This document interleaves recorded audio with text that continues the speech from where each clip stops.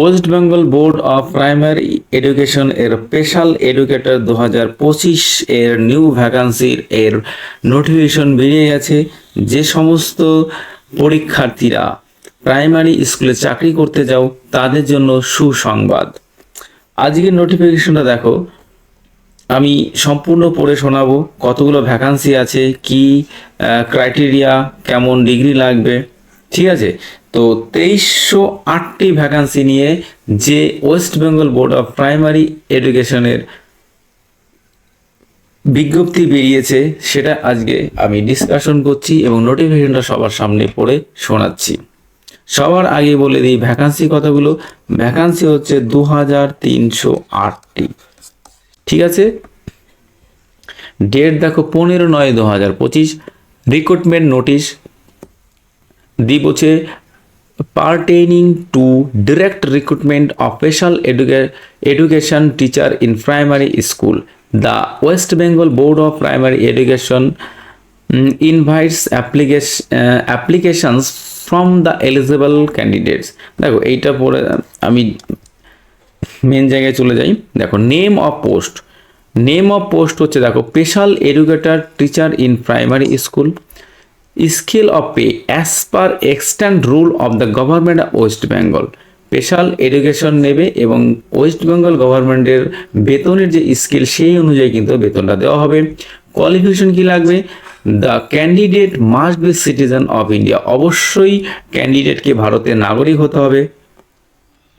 দুই, the candidate must have, ক্যান্ডিডেটকে অবশ্যই থাকতে হবে ডিএড থাকতে হবে in special education from a RCI approved institute and valid RCI CRR number.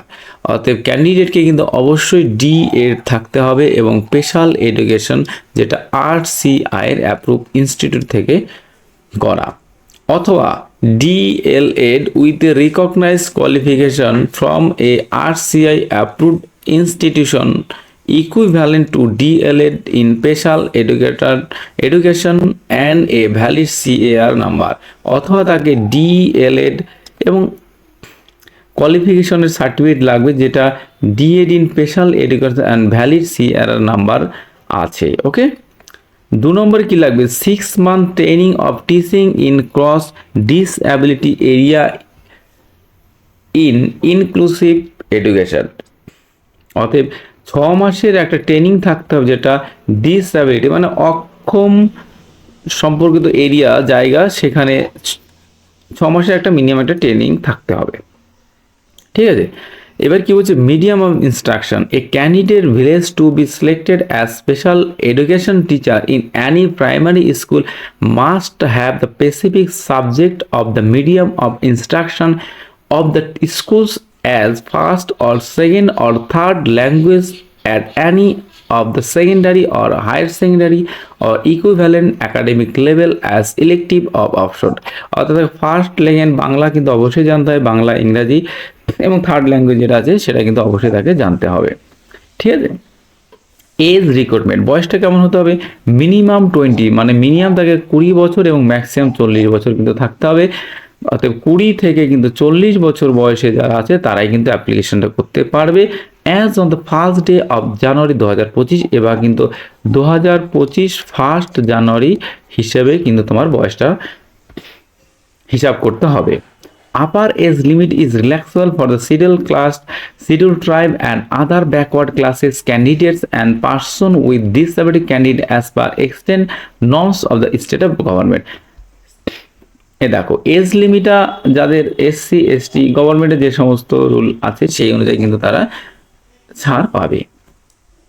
ঠিক আছে, এক্সটেন্ড ফর্ম পাবে।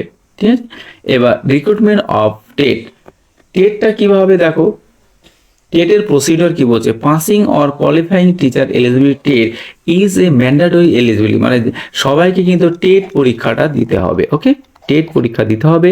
The selection Competitive of the Bengal shall conducted for candidates applied for special education teacher post in accordance with NCT norms।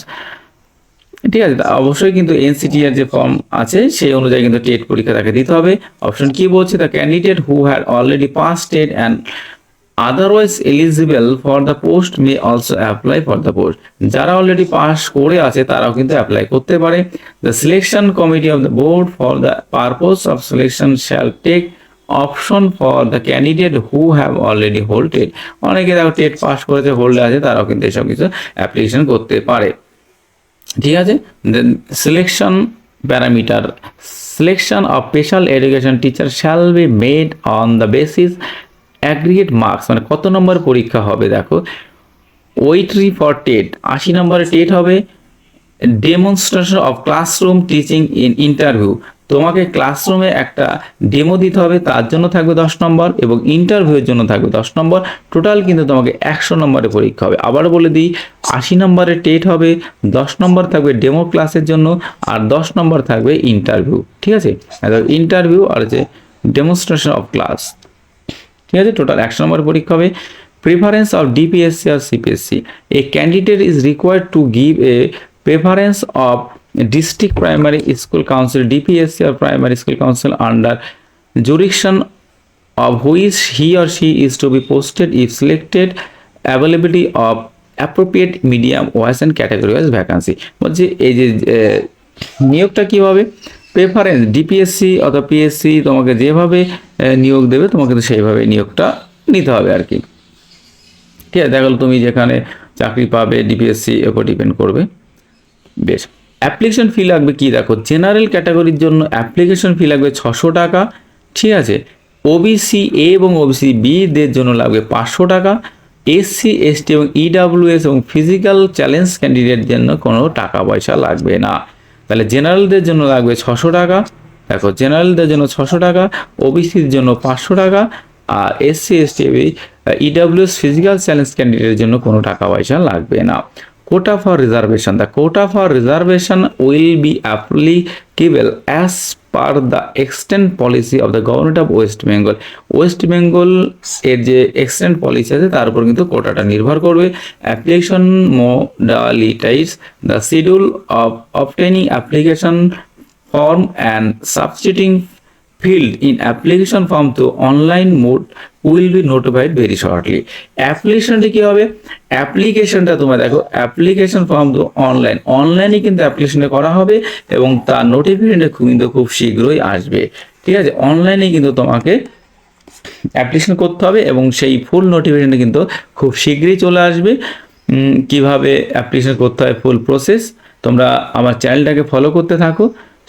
পরবর্তী আবার কোনো update আসলে কিন্তু সবার আগে কিন্তু আপডেটটা দেখবে এই চ্যানেলটাই পেয়ে যাবে।